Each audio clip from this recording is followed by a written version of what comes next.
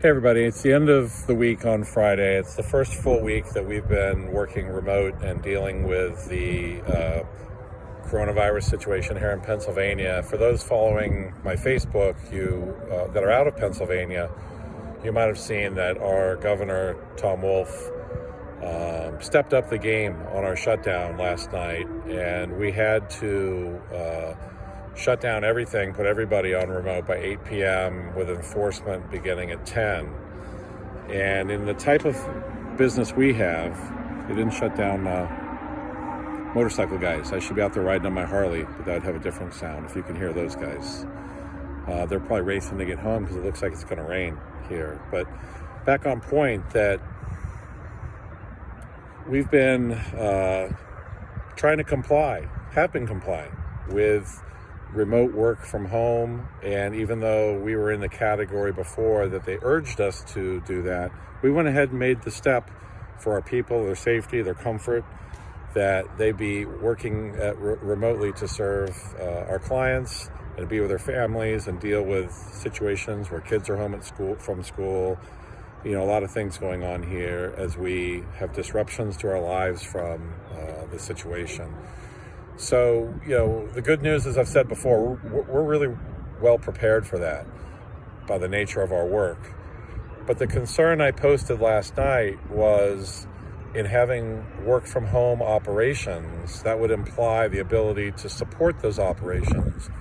And the governor's order was a little unclear, very unclear, as to whether key support functions could come in to maintain networks, pick up mail, scan in, digitize things to keep that remote workforce functioning. And so I had posted in hopes, other friends in similar situations had any thoughts and ideas. And I thank you, those that either just sympathized with that, empathized with that, or shared a couple thoughts. Just go ahead under the discretion and good judgment that the enforcement officials would use that sounded kind of common sense. That to me, we'd closed our business, all employees are home, and we need one person a day now at this point to just go in and secure the facility and look after things. And we'll rotate. We'll do whatever we need to do to keep our business going, take care of our people, take care of clients. Okay.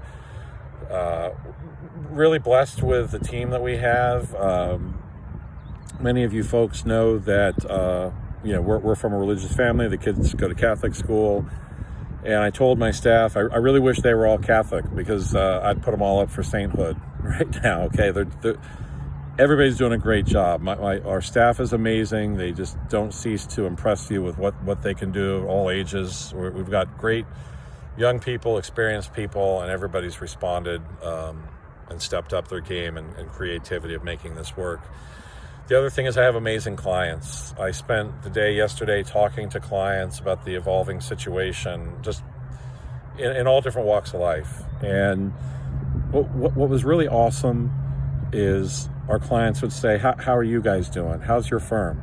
How is your family doing? How are your kids? What's happening with Sydney and Shawnee with school being shut down? And, I think that's a distinction I would put, maybe other professional service providers can understand, a difference really between a client and a customer, okay? I know people have good customers too, but I think being a good client and having that client relationship where you're taking care of each other and caring about each other, there's just something I take really seriously, and our firm takes seriously, our people take seriously. But it's nice to know that you have your clients looking out for you and caring about you and your family and the efforts we're going through, okay? So that was weighing on my mind. If I look a little tired this week, it's been a long week. Learned a lot of things about connectivity and making sure our people are up and running, even Wi-Fi optimization and channel selection. I kind of know that as a gamer. I'm surprised at how many people didn't even know there was such a thing as running a test to see what Wi-Fi channels being used by your neighbors, and are you stepping over each other, and you can go in your admin panel and fix that. So if you're in a situation where you're working remote from home and you're having some issues and your broadband is delivered to you through the house on Wi-Fi, Google up Wi-Fi channel optimization and just in general, make sure modern dual band, et cetera, routers have a lot of options to help you with your throughput and your connectivity and your security. Pay attention to cybersecurity right now. If you were in a home office situation, and now you're in a situation where you're working remotely and God only knows what your connectivity is, make sure you're thinking about cybersecurity and the transmission of information. And are you using encryption and point-to-point portals, etc.? The things that you should be doing and talking to the parties you communicate with, how you can maintain secure communications. Those are all things on our mind this week to assure that everybody is following that. It's pretty straightforward. We have a different circumstance. We're already tooled up for that. You might not be in your situation. Ask and find out. But I think the last thing I'd say is really good news. Probably two things I want to do is maybe end on a serious note and a lighthearted note. On a serious note, but it's good news, really good news, is that after scrambling and talking to many of you and researching how do we get our network support and a person in here to do what we do and be in compliance with the law, the PICPA, our Public Institute of Pennsylvania Institute of Certified Public Accountants, our trade group, I guess, may have a hand in this, and maybe the AICPA, that the type of work that we do, accountancy and supporting individuals, families, businesses, etc. Those people need to have money movement and their affairs attended to. And again, I work with people from all walks of life, and if they don't have somebody to call that can take care of their situation, that's a problem. They can't get their dog food. Okay. So our group now has been recategorized into a business category that can stay open. So we'll probably talk about that. I was talking to one partner now, and we think with all that we've been through our people, that some whipsaw now to go back in the office would not be appropriate. And where's Mike Martin? Are you out there, Mike? Hey, remember, what is it we're all trying to accomplish? Why is everybody going through this? If we can stay on the footing where we're supporting this, why don't we try to do that? We're functioning well. Our clients know where we are. Everything seems to be working smoothly at this point. So for our people's safety and for trying to be part of the broader effort, we think we're going to remain on the work from remote, even though it looks like we're not required to be any longer. So a big shout out to our trade groups for getting us some slack and relief. At least now I know I can come to our offices over here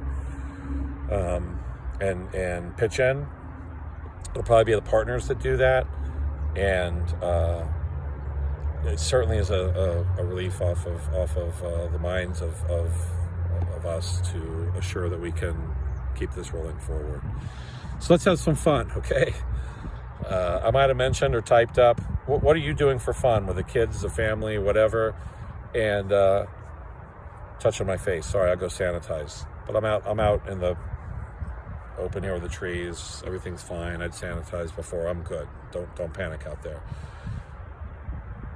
How many of you saw Outbreak lately? Okay, I watched Outbreak a couple weeks ago. How stupid was that? Okay, but it was a good movie, and it was filmed. My nephew just messaged me. I'm so good to hear from you. I miss you. I miss everybody up there. It's been way too long since we've been together. He's up in Eureka, Humboldt area. If you watch the movie Outbreak, when they come and surround and do martial law in the town, that's a town called Ferndale, and they have some just beautiful Victorian homes. And my sister once was with the butcher of Ferndale, and I hope that he's doing well. But it's a great movie. Dustin Hoffman, a young Morgan Freeman, Donald Sutherland is a bad guy, Rene Russo. Watch that, enjoy it. If you're in one of these affected areas, have the shit scared out of you, okay? Remember that what we're going through, I'd caution you, does not have the pathology of the virus in that movie. It's not going to fly around and hunt you down wherever you are, and you can sleep at night. A friend recommended Containment, so I'm gonna check out what's your scary virus movie. I'm gonna go check out Containment at a friend's recommendation on Facebook. I think on, how about TV shows? What about series? Do you put Walking Dead in there? You know, what's this? Was that? Come on, it's been a while. What's Walking Dead? Was that a virus that started that? Was that some other? I don't even remember. I Fear the Walking Dead. That didn't stick with me. We tried it for a while. We liked Walking Dead. We sort of gotten away from it all. But that was some kind of event or virus, right? Are we headed there? Are we zombies yet? Not yet. I've probably been a zombie for a while this week with the sleep I've been getting. How about other TV shows? I think the only one I can think of recently was The Last Ship. Did anybody watch The Last Ship? Some virus that took over, and there's, a Navy destroyer that they were the last ship to sort of carry on the mission to save mankind and find the vaccine cure.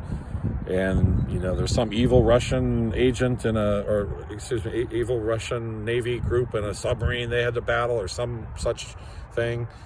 I stuck with that for a while. It was a little, I don't know, a little too made for TV type thing. But what else do you like? What are you guys watching at home? Whether Netflix, they've Netflix doesn't have good movies anymore, right? They have original content. Seems like they've sold off all of their catalog for original content. And so we have Amazon Prime. I watch Homeland. Anybody watch Homeland? Homeland, I think, I don't know, it's been all over. I'm really enjoying this sort of last season of Homeland. I think they've sort of got rid of Crazy Carrie and all the issues and struggles there. And they're really focusing, I think, on a tight storyline with the characters. And I really like Saul. Who doesn't like Mandy Patinkin? Okay, that guy is awesome. So Homeland is a big thing. I can't wait to see the latest Homeland. I cheated and watched ahead last week, so now I've got to wait for the next week. Guys, just put it all up there. Let me binge through it, God's sakes. So that's on HBO, I think. What else am I missing?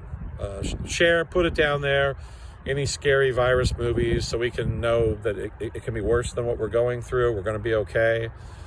I was remembering people were talking about, scary work situations.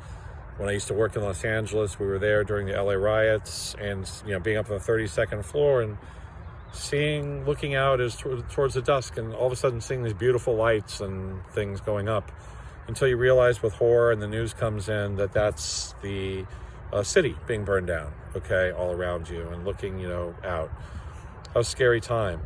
We were there in the earthquakes. I think it was 91, 92, something like that, the LA earthquake, where some of the freeways had fallen. My in-laws, Kelly, if you're out there, Kelly Weiner, and Scott, and their family, all the freeways, the 5 freeway fell around. The Budweiser beer plant out in the valley had to pivot to stop making beer, and they started making water. They started bottling water for everybody. And I think it was the National Guard, the Army, whoever, they would take helicopters and get pallets of these Budweiser water-filled bottles and set them in for the affected areas to have water. That was a time long ago before we had the bottled water was a thing where you could get plastic bottled water and store up with that. So maybe that'll happen with toilet paper. Maybe someday, like now we look back and laugh, you're going to say, crazy, wait, we had to get a beer factory to shut down to get water to people, to bottle water. Why didn't you just get pallets of bottled water? Because we didn't have it back then, right? Maybe someday, likewise, 10 or 20 years from now, we'll laugh and we'll say, remember that time in the thing where everybody panicked and bought toilet paper? And, boy, that's crazy. What are your predictions for the other side of this? What are we going to learn? What are we going to do smarter? I hope the one thing we do smarter is that we don't have all our manufacturing concentrated in China. I think that's the one big thing we've learned for medical supplies, for vaccine supplies, the things to make that stuff, masks, etc. Everything is manufactured in China. The globe got drunk on that. The planet got drunk on that. There was once upon a time, if you guys know this, comment and let me know when it was, but one of my clients was informing me of this, that it used to be for critical functions and areas that you'd had to have redundant manufacturing, and that maybe in the U.S. you'd have to maintain manufacturing here to offset manufacturing in another global region. And apparently that went away. That went away with this whole super cycle of China I think we got drunk on having cheap labor, cheap manufacturing, and so everything consolidated to China, right? And that's just stupid. I mean, look at hindsight. Like, how stupid was that? Not just because of this virus, but what about we just talked about earthquake. What if there's an earthquake? What if the asteroid that killed the dinosaurs comes down and, causes the next ice age to offset global warming? Whatever. All these things that have happened on our planet before can still happen. And if we're trying to run the whole planet and the goods that we need from being manufactured through a just-in-time inventory system out of one geographic area, probably not a good idea. That'll probably upset my never-Trumper friends, because Trump's trying to bring up those types of things, diversified manufacturing, having it here. But there's things that Trump could have done better, right? So that I'm tending not to politicize this, and I'd like to just kind of put this down in terms of maybe bad ideas from the past, learning opportunities we've had, sort of dumbass things we've done, and what are we doing smarter on the other side as a nation. Anything, Pokemon tournaments, what are we learning from that, and how on that? What are you learning in your household? What are you learning in your business? And more importantly, what movies should we be watching? Have a great weekend, everybody. I'm going to relax with the fam. Hopefully some pressure's off with the extent, they've granted us an extension all the way through July for not only payment, but they came through now with actually extending the filings. They've made it easier to maybe get in here and keep our business running. I'm going to feel a lot less pressure. I'm going to really enjoy my time with my fam, go walk with my dogs. Maybe take Shawnee fishing. It's trout season. Let's hope they stocked, out by our church, they stocked trout in there, and we really enjoyed that last year. Again, drop a line. This is a great way for me to stay connected with you, and I really can't be engaging as much in typing and whatnot as I have in the past. So